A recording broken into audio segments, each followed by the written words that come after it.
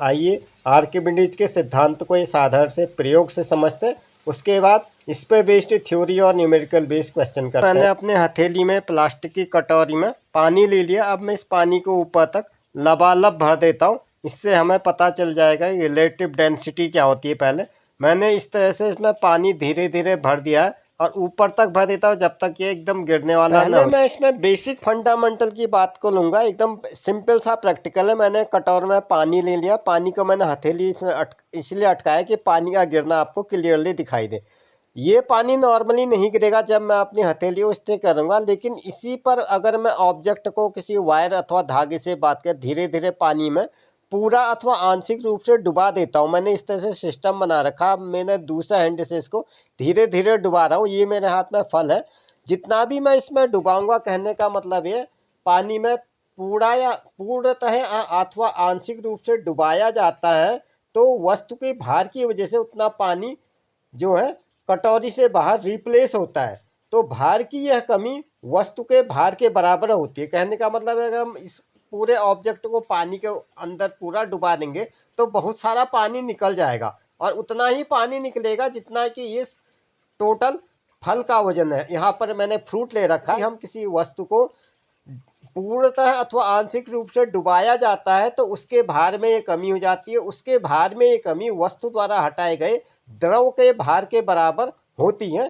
आइए इसको चित्र के माध्यम से और अच्छी तरह से समझते हैं। पॉट पे यहाँ पे एक पानी का टेप लगा देते हैं अथवा यहाँ पे कोई एक ऐसा सिस्टम बना देते हैं कि जिससे पानी हमारा फ्लो होता है। तो हम देखते हैं कि इस पर अगर मैं कोई ऑब्जेक्ट को इसमें डुबाता हूँ, चाहे इसमें पूरा डुबाएं अथवा आधा डुबाएं, कहने का मतलब ये जब कोई भी ऑब्जेक्ट किसी लिक्विड में फुल्ली अथवा पार्ट रूप से डुबाया जाता है, इस तरह से मैंने हैंड से पकड़ा हुआ था, इसको डुबाया गया तो इसके वेट में कोई ना कोई कमी होगी। कहने का मतलब ये पानी जो है ऊपर को धक्का मारेगा और कितना धक्का मारेगा जितना इसका वेट होगा।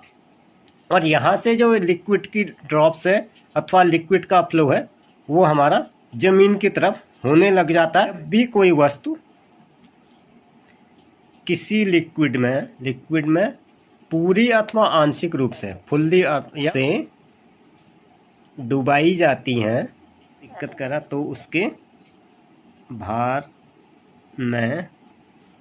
में कमी का आभास होता है। और ये क्या होता है, भार में यह कमी वस्तु द्वारा हटाए गए द्रव के भार के बराबर होती है। पहले अगर W था उसके बाद W2 हो गया, डुबाने से पहले W1 था यहाँ से यहाँ तक का। उसके बाद क्या, उसके भार में कमी हुई। पहले इतना था, इसमें इतना पानी भरा हुआ था यहाँ तक का।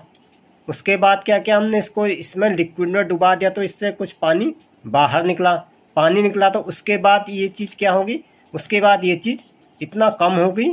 तो जितना इनके बीच में कमी थी तो उससे पहले मान लेते हैं W था, W1 माइनस W2 ये इक्वल टू हो जाएगा V आ जाएगा V into D into G।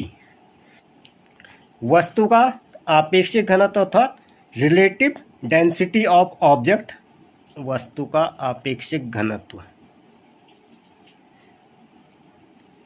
Density ये बराबर होगा इक्वल टू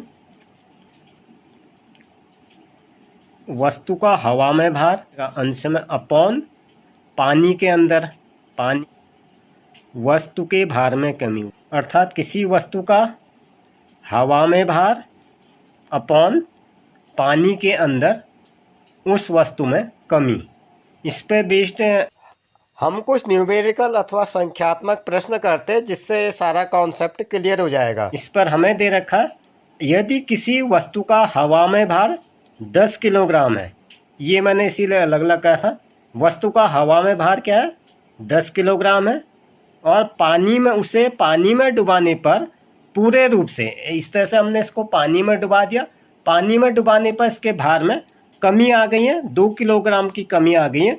तो वस्तु का हमें आपेक्षिक घनत्व अथवा रिलेटिव डेंसिटी हमें बतानी है। ये सिंपली जस्ट इस फॉर्मूले का इस्तेमाल करना। हवा में भार, वस्तु का हवा में भार कितना है, 10 किलोग्राम है इसको मैंने यहाँ पे लिख दिया 10 किलोग्राम, 10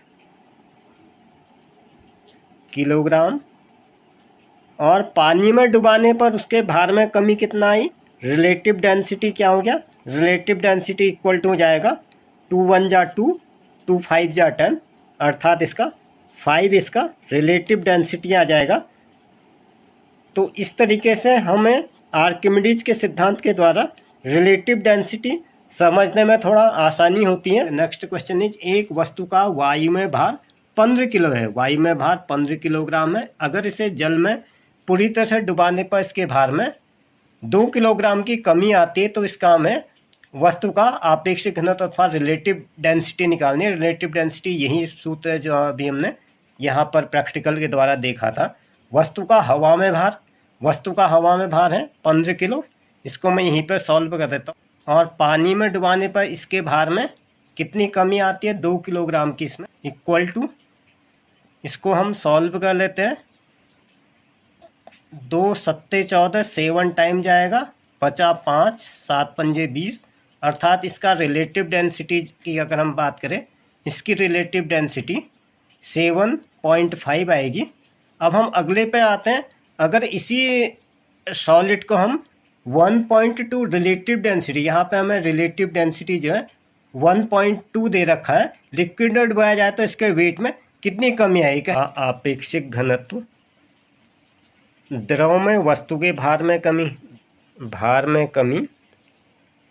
अपॉन जल में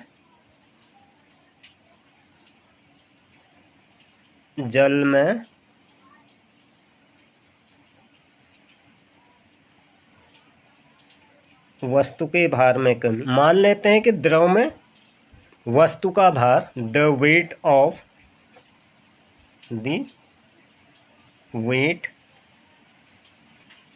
इसमें मान लेते हैं द्रव में जो वस्तु का भार है इज W है, इन लिक्विड डेंसिटी क्या दे रखी है इसमें?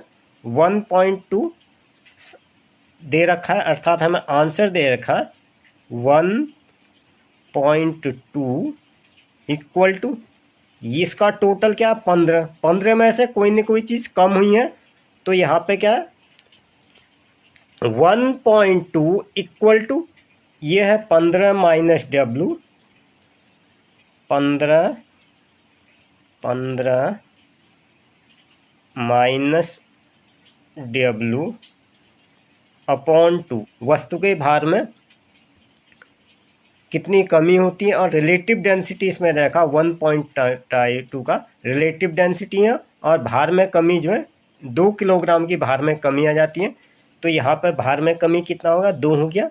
अब हम इसको सॉल्व कर लेते हैं, लेफ़्ट का राइट, राइट का लेफ़्ट निकाल लेंगे, तो ये आ जाता हमारा 2.4, इसको यहाँ से करेंगे 12, ऐसे आ जाएगा 12 दूना 24, 2.4 equal to 15 minus W, therefore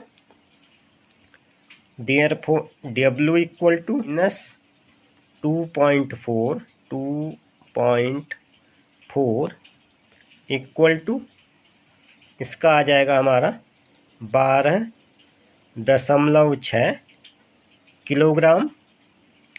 इसलिए वस्तु के भार में कमी, ये 12.6 किलोग्राम आया है, और टोटल कितना हमारा? टोटल इसमें है 15 किलो है, किसी वस्तु का भार 15 है। कितनी कमी हुई है, कमी हमें निकालनी है। 15 तो हमारे पास पहले से था, ये है 15 में से हम ये जो आंसर आया इसको घटा देंगे, इक्वल टू 15 हमारे पास टोटल है, 15 है हमारे पास टोटल, जैसा कि हमने देखा। और ये कमी क्या है? 12.6,